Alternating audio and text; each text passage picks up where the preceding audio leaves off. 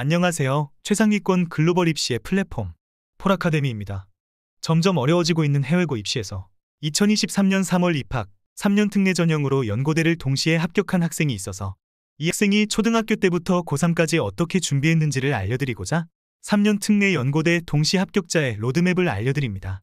읽고 자녀 교육에 많은 도움이 있으시길 바랍니다. 저는 한국에서 태어나 초등학교, 중학교를 다니다 아버지가 중국으로 주재원 발령이 나셔서 중학교 1학년을 마치고 중국의 국제학교로 전학을 가게 되었고 졸업까지 하게 되었습니다. 워낙 급작스럽게 발령이 난지라 준비도 덜 되어 있었고 국제학교에서 적응하는데 초반에는 조금의 어려움은 있었지만 어떻게 국제학교에서 공부했고 대학 입시에서도 좋은 결과를 얻을 수 있었는지 공유해볼까 합니다. 저는 초등학교 시절도 대학 입시에 큰 영향을 미칠 수 있는 시기라고 생각합니다. 뭐든지 기초가 중요하듯 초등학교 때 학업의 기반을 확실히 다져놓아야 고등학교 때 낭패를 보는 일이 없을 테니까요. 저는 일단 사교육에 너무 의지하기보다는 사교육도 이용하되 스스로 할 수 있는 것은 스스로 공부할 수 있도록 노력했습니다. 국어 같은 경우는 독서의 중요성을 알고 누구보다 책을 많이 읽었습니다. 수학은 저학년 때는 사교육을 받지 않다가 고학년부터는 선행의 필요성을 절감해 학원을 다니며 중학교 2학년 과정까지 선행을 했던 것으로 기억을 합니다. 마지막으로 영어는 영어 유치원을 다닌 덕분에 일찍부터 영어와 가까워질 수 있었습니다. 또한 학원과 과외도 병행하며 고학년이 되어서도 영어 공부를 소홀히 하지 않았습니다. 어려서부터 영어를 많이 접한 덕분에 처음 중국에 가서도 언어적으로 큰 어려움은 없었습니다.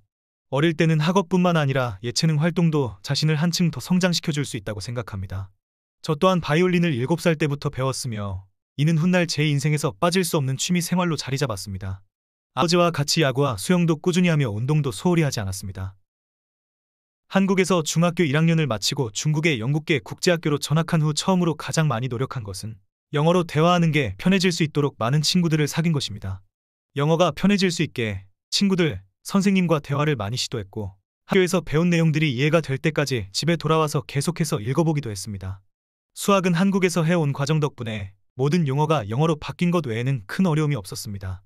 또한 저는 새로운 학교에 더욱 더 녹아들기 위해 스포츠 활동에도 적극적으로 참여하려고 노력하였습니다. 단 고등학교에 올라간 후 학업적인 부담이 커지니 스포츠 활동은 포기하게 되었습니다.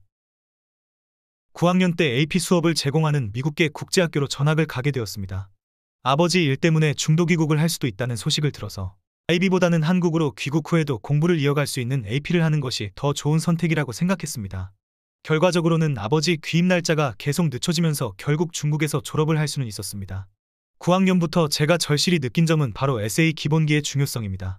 특히 향후 AP 영어 과목들을 들을 거라면 9학년부터는 에세이를 주어진 형식에 맞게 쓰는 법을 확실히 익히면 좋겠습니다.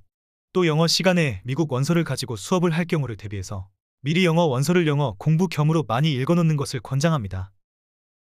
10학년부터는 본격적으로 AP 과목들을 듣기 시작했고 SAT 공부도 시작했습니다. 10학년 때는 심리학과 세계사 이렇게 두 과목을 들었습니다.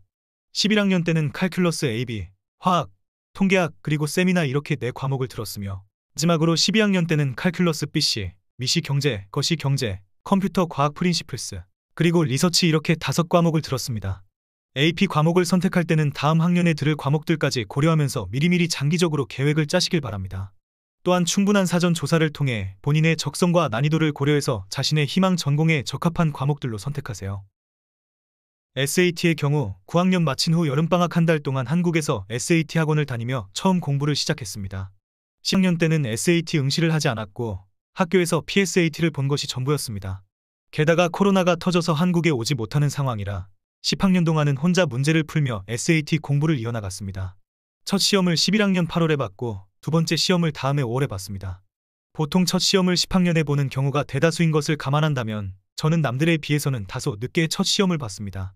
결과적으로 점수는 상승했고 5월에 본 두 번째 시험을 1460점으로 마무리할 수 있었습니다. 11학년 때 두 번 본 것에 이어 12학년 때도 8월, 10월에 두 번 시험을 봤습니다. 결과적으로 8월에 친 시험에서는 아쉽게 1400점 후반대가 나왔지만 10월 달에 1520점을 받으면서 SAT를 마무리했습니다. HSK도 10학년부터 공부하기 시작해서 12학년 1월에 5급을 취득했습니다. HSK의 경우 학교에서 중국어를 자주 접할 수 있었기 때문에 큰 어려움 없이 몇 년에 걸쳐 천천히 공부해 나갔습니다. 토플은 이미 SAT에서 충분한 점수를 받았기 때문에 큰 부담 없이 12학년 4월에 한번 응시를 해서 110점을 받았습니다. 동아리 활동 역시 9학년 때부터 봉사동아리, 영어 동아리 등을 꾸준히 이어나갔으며 12학년 때는 영어 동아리의 공동회장을 맡았고 내신 성적 역시 최상으로 유지해서 수석상을 받으며 졸업할 수 있었습니다. 동아리 활동을 할 때 가장 신경 써야 할 부분은 지속성입니다. 무작정 많은 활동을 하기보다는 자기 진로에 적합한 몇 개의 활동들을 꾸준히 해나가는 것을 추천합니다. 이상으로 올해 3년 특례로 연고대 동시에 합격한 학생이 알려주는 입시 로드맵을 마치겠습니다. 보다 더 자세한 이야기는 폴아카데미 블로그에서 확인하실 수 있습니다. 감사합니다.